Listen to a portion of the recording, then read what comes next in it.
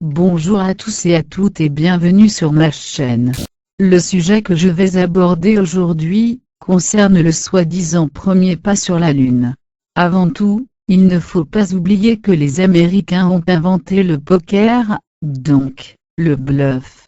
Prenons les choses à leur base. Après l'exploit des Soviétiques, qui ont créé et mis en orbite terrestre le premier satellite artificiel, le Spoutnik, le 20 juillet 1969, l'Amérique, voyant sa renommée s'effriter, envahit le réseau télévisé mondial avec ses images d'un alunissage, et tout cela avec pour toute technologie, à bord d'Apollo 11 un ordinateur ayant la puissance de calcul près de 1000 fois inférieure au plus basique de nos actuels MP3.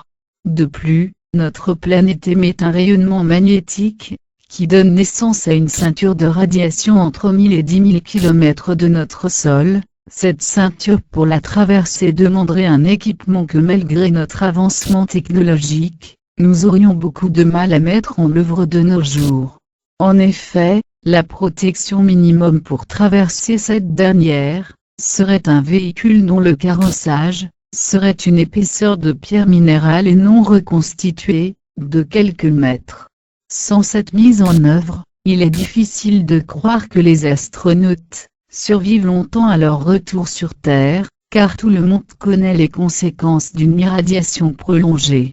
Sur les vidéos, les astronautes ont l'air d'être en apesanteur, mais il n'est pas difficile d'obtenir ce genre d'effet. Il suffit de ralentir l'image à un certain degré. Je vous invite à essayer vous-même, car YouTube vous fournit tous les outils nécessaires. De plus, regardez donc cette image, ne trouvez-vous pas qu'il y manque quelque chose? Mais où sont donc passés les sépoils? Il est en effet certain que ces images proviennent d'un studio américain, et que la technologie cinématographique de cette époque, ne permettant pas ce genre d'effet visuel, et que l'utilisation d'un ciel nocturne terrestre aurait manqué de crédibilité. La seule option à leur portée, à l'époque, était un simple fond noir.